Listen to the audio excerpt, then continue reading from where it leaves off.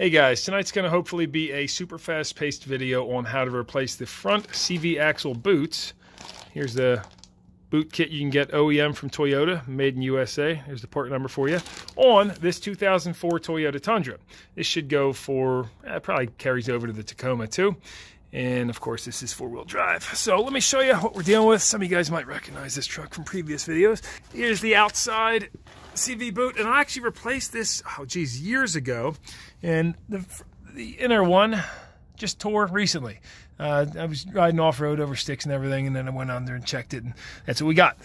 So yeah, let's pop that out, and I'll show you the basics on it. Jack your truck up whatever way you're comfortable with. I got the parking brake on. You should chock the wheels. Got the jack here, and then two jack stands on this side of the frame. I only have the left front corner off. And some of you guys might be thinking, why replace the CV boot? And the answer is I hate the aftermarket axles. You can actually get a new axle for this for probably as cheap as like 60 to maybe 80 bucks, but the Chinese rubber, chubber I call it, dry rots and tears open so quickly from my experience on those, and sometimes I put them in vehicles and then get vibrations right off the rip, so I just like the factory axles much more.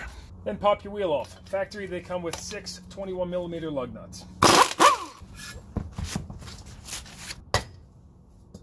Now take the axle nut cap off by using a small flat blade screwdriver, and you work your way around with it, getting it just started a little bit. You don't want to crease this though.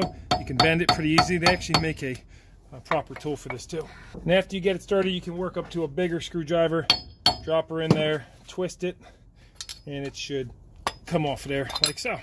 Now we can straighten the cotter pin out, and it looks like I didn't have this side off because this just looks as it's never been touched before. Once you bend that straight, you can grab it on the end with these diagonal cutters, pop her straight out. Remove the lock washer, and then using the 36mm, you can either hit this with the impact gun or drop a screwdriver down into the brake rotor if you still have the caliper on, and see if that cracks loose. Yeah, no problem. Now come down to the lower ball joint and remove these 4 17mm head bolts. Let's check if our axle's free now, which it's not. Give it a little tap. Alright, yeah, that's moving. If yours wasn't, you'd want to spray some rust penny up in here. With those bolts off, I've got this strap hooked up on the body, and I can crank up on this and then lift the whole assembly up and off. And now tap my axle out the rest of the way. I have it hooked up on the body. You could probably use something else over here if you wanted, and then pushed it out of the way. You could see the brake hose is not being pulled on, or the ABS wire.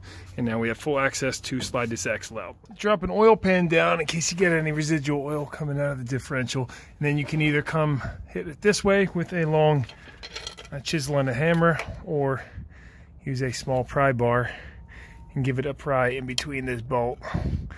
Just like so. Let me put this camera down. And that did pop right out with a little effort. A little snap. You can see we're leaking some gear oil. You want to make sure that you don't bump the seal there, oil seal right here, and tear that or anything either. And then it's off to the bench. Unless you already got your new CV axle, then you can skip forward. I now taped up the splines and the torn boot, and I'll go hit this with a wire brush. That looks a little bit better. Got most of the dirt off. Now we got to remove these clamps, which using a style like these right here, we can pop them off. A lot of time reusing the clamps is not a problem, so you just squeeze in on these two pieces. You see that popped right off.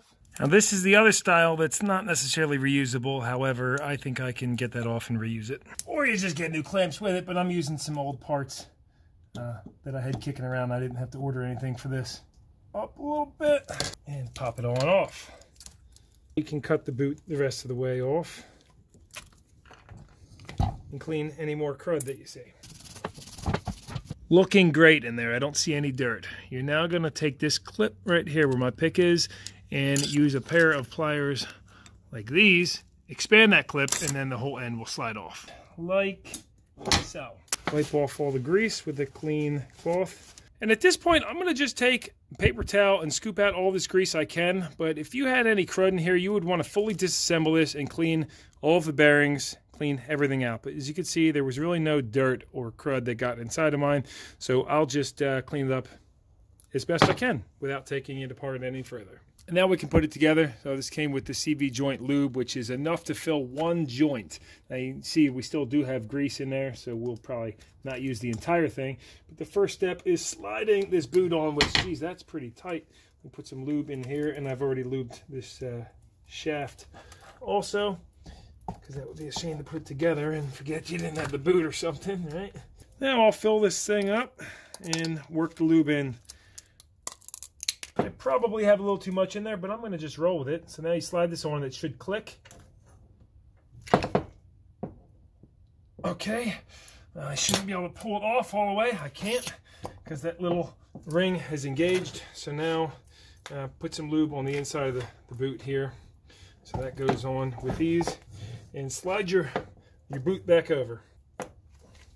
Good to go. Your joint should move freely like that. Constant velocity, gotta love it. And now I gotta just put my clamps back on. I've seen people use plastic zip ties or stainless steel zip ties on here with luck, or you can also order new clamps if you don't feel like reusing the old ones. And with a little persuasion, that clamp looks undisturbed, all factory OE. Now, important step here, of course, clean any dirt or crud off the splines. And then this ring, before you go just hammering it in, I always like to hammering it in, I like to take some grease. I usually use axle grease, but I suppose you could use this too. It ain't gonna hurt nothing. And you put it all in that groove, right, around the whole thing.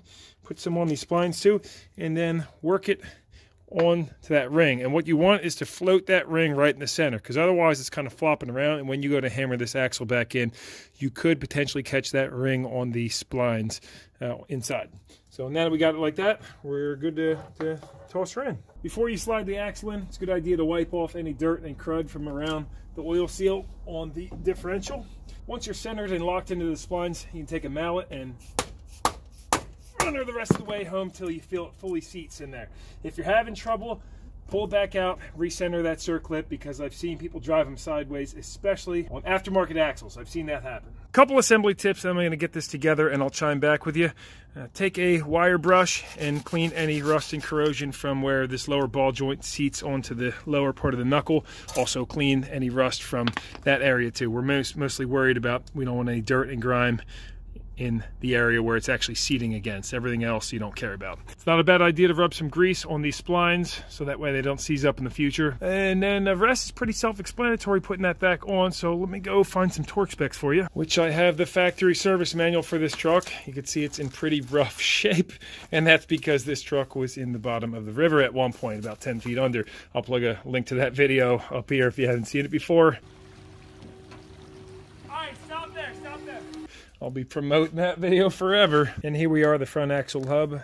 See that large 36mm nut, 173 foot-pounds. Then the lower ball joint bolts, 17mm ones, 59 foot-pounds. I recommend putting a little bit of Loctite on those, blue Loctite, just to be safe, even though the manual doesn't show that you need to do that. And that's all back together. A couple tips for you when you're lining this up.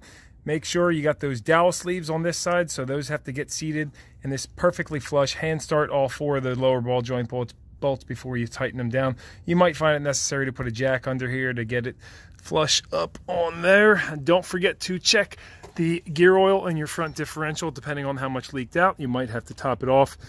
And when you're torquing this to the 173 foot-pounds, you can use the same method of putting the screwdriver right here so it hits the caliper.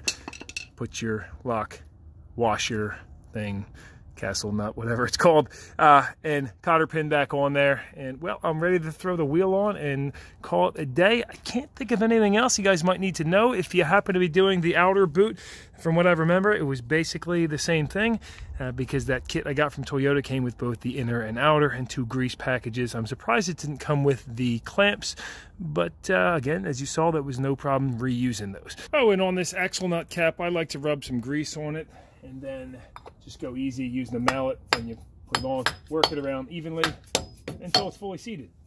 Don't forget to torque your wheels too. And that'll wrap this video up. Hopefully you found it helpful or informative.